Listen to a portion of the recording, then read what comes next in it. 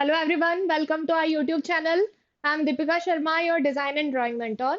So our today's topic is related to UC 2026 के last 7 days में क्या practice करें और किस तरीके से चीजों को और फाइन करें।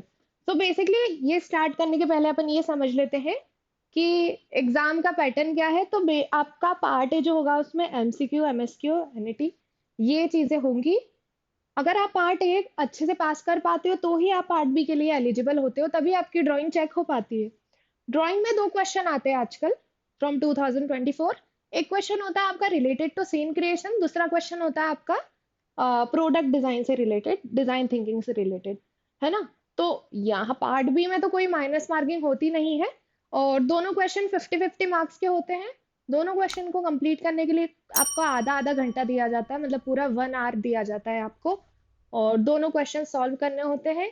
क्वेश्चन थोड़े लेंदी होते हैं, मार्किंग भी 50 नंबर के अकॉर्डिंग होती है। मतलब आपको ड्राइंग वाले सेक्शन में थोड़ा ज्यादा स्पेशल फोकस करना पड़ेगा अगर आप पार्ट ए अच्छे से कर रहे हो तो। अब यहाँ पर हमें ये देखना है कि आपको सबसे पहले तो एक चीज यहाँ बंद करनी है, नए टॉपिक पढ़ना। बिकॉज सिर्फ देखो आखिरी के 7 दिन बचे हैं और इसमें अगर मैं ड्राइंग पार्ट और डिजाइन पार्ट से रिलेटेड बात करूँ तो इज वेरी प्रैक्टिकल टॉपिक। हम नए नए टॉपिक की अब प्रैक्टिस नहीं कर सकते।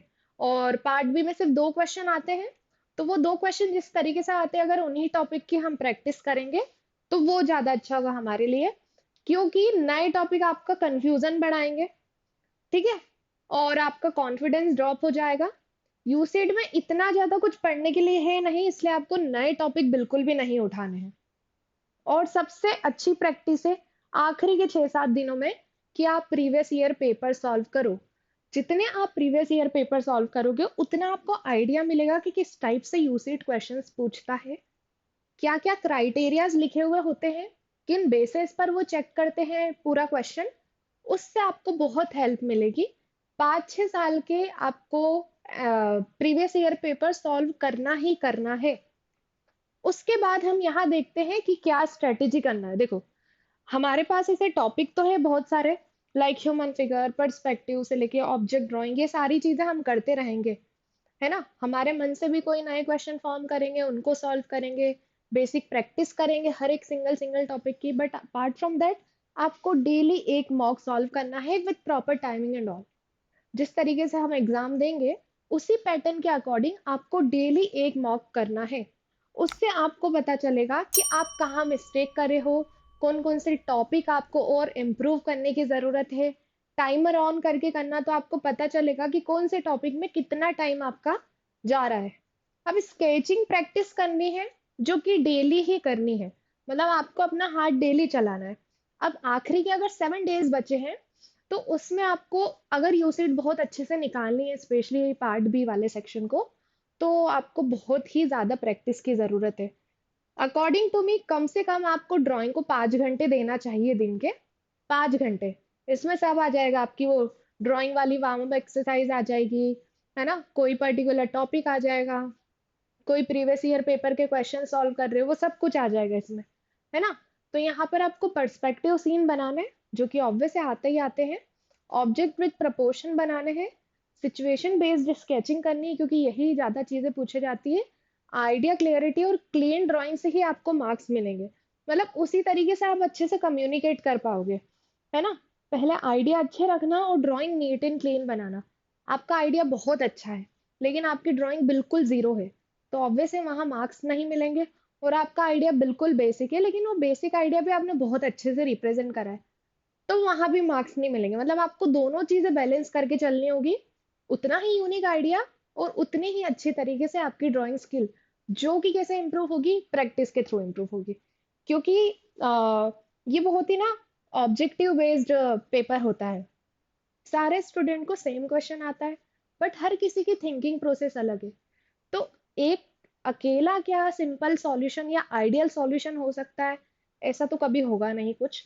एग्जामिनर के बेसे माइंडसेट पर और क्वेश्चन में क्या क्राइटेरियाज दे रखे हैं, उन सारी चीजों को पढ़ के ही अपन समझ पाएंगे कि किस तरीके से चेकिंग होती है। Revise your strong topics. सबसे पहले तो टॉपिक इतना लेंदी नहीं है, visual reasoning, design aptitude, observation based question, basic GK या डिजाइन अवेयरनेस क्वेश्चन, ये सारी चीजें आपको करनी है। ठीक है, तो ये सारी चीजें पूछी जाती है पार्ट ए में, और पार्ट ए की सारी प्रैक्टिस आपको पार्ट बी में हेल्प करेगी। Perspective related, object drawing related, human figure related topics की आपको ज्यादा प्रैक्टिस करनी है। Fix your exam strategy, easy question पहले लेना, अवॉइड नेगेटिव मार्किंग ट्रैप्स, एक क्वेश्चन में मत फंस जाना। स्पेशली ये कब होता है, ड्राइंग वाले सेक्शन में। दोनों क्वेश्चन जो आपको आते हैं, दोनों क्वेश्चन इज वेरी लेंदी, है ना। आपको पार्ट बी में सीन क्रिएशन वाले क्वेश्चन में बनाते बनाते 1 घंटा लग सकता है, तो फिर आपको ऑब्जेक्ट प्रोडक्ट डिजाइन के लिए टाइम नहीं मिलेगा, है ना। तो जो आपको सबसे पहले इजी लग रहा है वो पहले कंप्लीट कर लो, और जिसमें बहुत दिमाग लगाने का काम है वो थोड़ा सा बाद में रख रखो। और क्वेश्चन कंप्लीट करना is your main target. Because देखो, क्वेश्चन कंप्लीट कर लोगे तो उस कंप्लीट क्वेश्चन के आपको कुछ ना कुछ मार्क्स मिल जाएंगे। लेकिन आपने क्वेश्चन आधा छोड़ दिया, भले ही वह आधा कितना भी ब्यूटीफुल बना हो, वहां आपको मार्क्स नहीं मिलेंगे। तो इन चीजों का आपको ध्यान रखना है ना।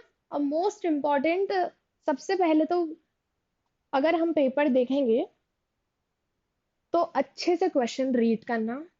क्वेश्चन अगर समझ में नहीं आ रहा है 2 बार रीड करना, और समझ में नहीं आया 3 बार रीड करना, बट क्वेश्चन रीड करना इज वेरी इंपॉर्टेंट। क्योंकि डिजाइन क्वेश्चन इतने ट्रिकी होते हैं कि एक बार पढ़ के समझ ही नहीं आता है कि उसमें पूछा क्या गया है हमसे। क्वेश्चन पढ़ना, आखिरी लाइन में स्पेसिफिक मेंशन होता है कि आपको करना क्या है ना। तो इस तरीके से आपको ये सारी चीजें करके रखना है। और पहले आपको एक बहुत ही रफ बेसिक लेआउट ड्रॉ कर लेना है। आपको A4 साइज पेपर ही आएगा एग्जाम में, उससे बड़ा साइज का पेपर नहीं आएगा। एक नॉर्मल सी उस पे बॉर्डर बना लेना, उसके अंदर अपना क्वेश्चन सॉल्व करना। लेकिन उसके भी पहले आप 2 से 1 मिनट के पहले आप एक बेसिक छोटा सा की स्केच बना लेना उसका। की स्केच में आपको आपकी सारी मिस्टेक समझ में आ जाएगी, तो जब आप उसको बड़ी शीट पर बनाओगे तो वो परफेक्ट बनेगा। अदरवाइज आपको बड़ी शीट में अगर कुछ एक चीज भी गलत हो गई तो बार बार इरेज करना होगा। तो इरेज करने से बचना है हमें। हमारी प्रैक्टिस इतनी अच्छी करनी है कि हमें इरेजर का यूज नहीं आए ज्यादा। और पेंसिल के सेट अपने रेडी करके रखो, sharp pencil, used pencil. Used pencil आपको शेडिंग वाली जगह काम आएगी, शार्प पेंसिल कोई फाइन डिटेल करने में कंप्लीट आएगी, जैसे कोई ह्यूमन फिगर के फीचर बनाना है या कोई छोटा ऑब्जेक्ट बैकग्राउंड में बनाना है, वहां ये सारी चीजें काम आएगी। तो क्वेश्चन अच्छे से रीड करना, पर्सपेक्टिव की, ऑब्जेक्ट ड्राइंग की, और सीन क्रिएशन की, ह्यूमन फिगर की, इन सब की प्रैक्टिस करना। प्रीवियस ईयर क्वेश्चन आप जितने सॉल्व करोगे उतना आपको आइडिया मिलते जाएगा कि एग्जाम में किस तरीके से चीजें पूछी जाती है। ओके, तो आई होप आपको ये वीडियो समझ में आई होगी। Thank you so much everyone.